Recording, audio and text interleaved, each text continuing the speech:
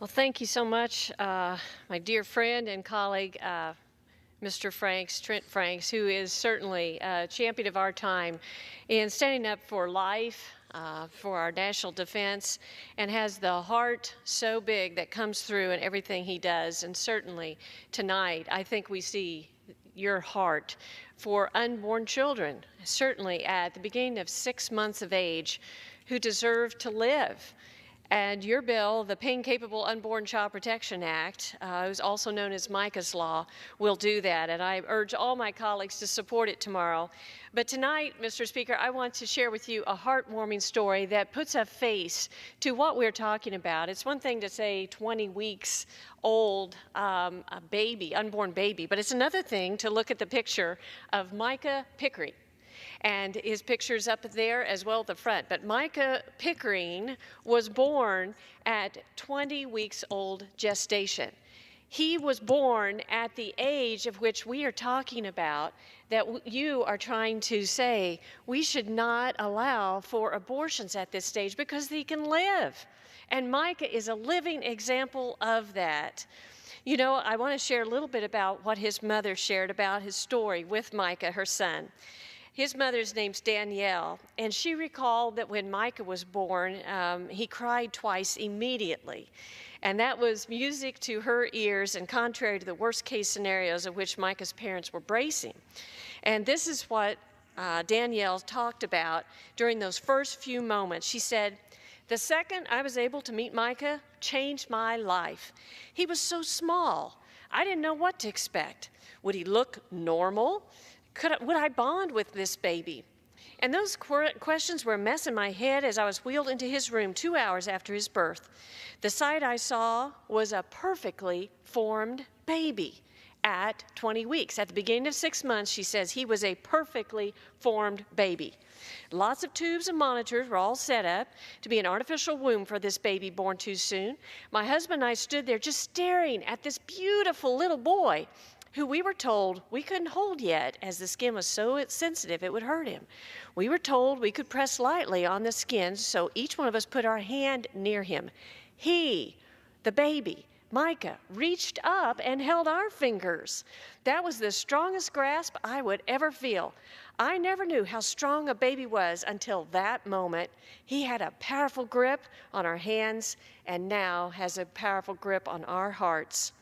This little miracle baby spent 4 months in intensive care. He underwent heart surgery 2 weeks after birth, weighing a little over a pound. He was on a ventilator for a while. He was on morphine to ease the pain. And this was the size of the diaper that he wore. Isn't that incredible? But he wore a diaper that size. And this little preemie, when he was born, he was the size of an M&M package. It's hard to believe that a baby could be that small and live, but that's about the size of a baby at this age, 20 weeks old, beginning of 6 months. And he lived. His name is Micah.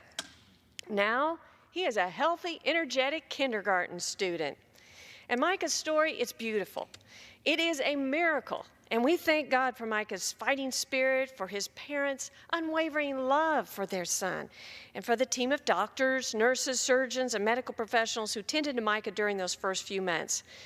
But the point is about Micah, he puts a face on this, that from the moment of conception to the birth of a child, the growth and development of the baby is miraculous. And with advances in medical science, we can better understand what is happening at each stage of development. When these little babies are just 4 weeks old, the basics of their nervous system are developed. By 8 weeks after fertilization, the unborn child reacts to touch. After 20 weeks, and that's the age of your bill, the unborn child reacts to stimuli that would be recognized as painful if applied to an adult human, for example, by recoiling. And we know that by the 20th week, beginning of the 6th month, unborn babies, children the same age as Micah when he was born, respond to painful stimuli by flinching, jerking, just like you and I would if we were burned or hurt in some way. Now, Micah's parents were told that they could not hold their little son. That would be too painful for their newborn. But babies at this stage are actually hyper-responsive to pain. since the neurological features that inhibit or regulate pain sensations do not develop until much later in pregnancy. Certainly, these babies should not undergo this pain, and certainly not have to have their life snuffed out through abortion. When a mother and her unborn baby undergo a surgical procedure, doctors give fetal pain medication or fetal anesthesia to the baby so that he or she does not feel the procedure. This is common practice.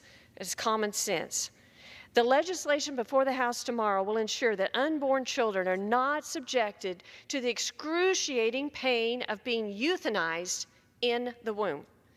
And this is where I wish the story could end, that all children be given a fighting chance like Micah, but that's not the case for too many children whose lives are taken from them before they can take their first breath. Late-term abortion procedures, abortions performed on babies 20 weeks and later in pregnancy, are graphic, detestable, and tragically allowed in this country. In a dissent opinion that Representative Smith just shared, and I want to share it again, Justice Kennedy offered the insight into this grisly practice. He said, "The fetus, in many cases, dies just as a human adult or born child would. It bleeds to death as it is torn limb from limb." Aborted unborn babies endure unspeakable pain in the most horrific manner possible. Knowing that innocent 20-week babies acutely experience pain and endure inhumane dismemberment or poisoning should be enough to pierce each of our hearts and prick our sensibilities.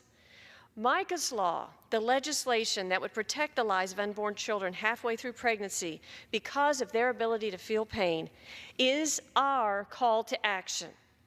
In closing, Mr. Speaker, I would like to leave you with the words of Micah's mom as she watched her tiny infant grow into the child he is today. And it speaks to the potential of every one of these children that we hope from now on will have a chance to live like Micah. She said he still had his eyes fused shut. You could see his chest vibrate from the ventilators. It was heartbreaking. Here was a boy who we would get to see take his first sneeze, his first smile. We would get to see the hiccups from the outside. We would watch his eyes slowly unfuse. We would watch his hair grow in, and we would watch his body develop. It was indescribably the most joyful time of our life. So as we anticipate tomorrow's historic vote, I ask my colleagues to lend their support for Micah and thousands of children just like him who want to live, who want to experience life, and who have so much to give. So thank you, Mr. Speaker, and I yield back the balance of my time.